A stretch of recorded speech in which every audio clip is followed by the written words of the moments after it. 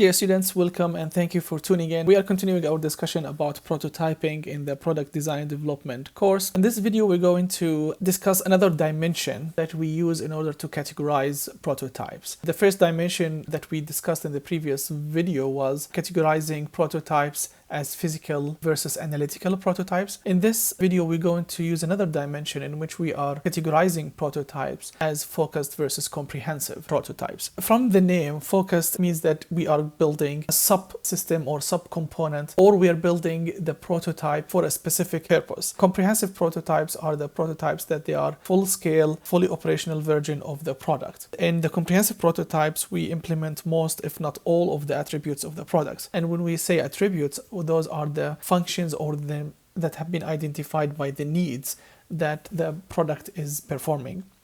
So the comprehensive prototype offer opportunities for rigorous testing because it's functional prototype. We can learn a lot from it, and often best for milestones and integration because we can give those to the customers to try the prototypes. This prototype, similar to what we can do in product testing, and they can give us their feedback, and then, we can look at them if are we fulfilling the plan and we are achieving our milestones, or and also are we integrating the subsystem correctly so that the product is functioning the right way. So this is a comprehensive prototype. Now for the focus prototype, which we need to clarify a little bit, it implements one or a few of the attributes of the product, which are the functions that they've been identified by the customer needs, and it answers specific question about the product design. And generally several are required, and usually we build at least two focus prototype. So examples of focus prototypes could be form models to explore the form of the product.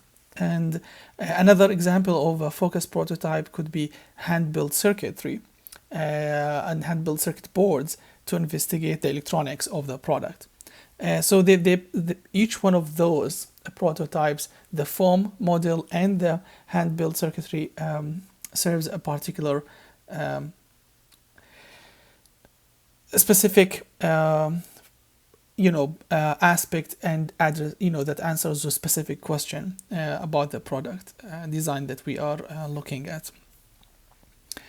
So if you want to combine our knowledge so far about how can we categorize the types of prototypes, we are going to use an example that is the Apple PowerBook Duo trackball, this one here, and we can see that how we can map actually the two attributes, the physical versus analytical, as well as focused versus comprehensive, using a schematic diagram. And we can use something like this. So you have this axis where you have this side more focused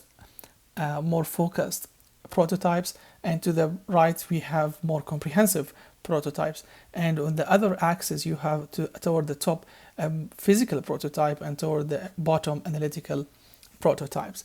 So for this example, which is the PowerBook Duo trackball, we can say that this is the product that we are designing for the laptop. And you can say if we are designing ball support prototype, which is this, the black plastics here that support, and also the underlying structure. This is a purely physical prototype, right? And it's focused because we're just discussing the support of the prototype, the ball support, which is a part of or a component of the complete product.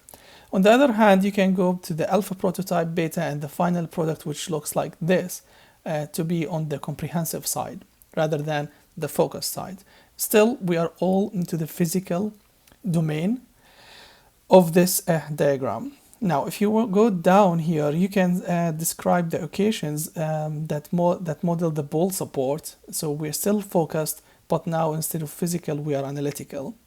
And you can see that we have not a generally feasible area where you have comprehensive and analytical. It depends on the complexity of the product.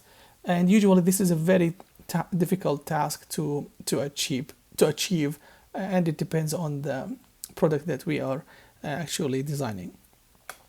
For your product, you need to map your situation, and you need to see if you're going to what kind of prototypes you will be developing for your product, and whether it's going to be physical or analytical, focused or comprehensive. And due to the fact that the circumstances that we are in, I think we are going to go more into analytical, but we want to make a decision that is going to be focused, because a comprehensive and analytical product will be difficult. So we will be working on this area here, focused and analytical, and we will talk more about in the activity grades about what can be done and how can we do this moving forward with our product and our projects.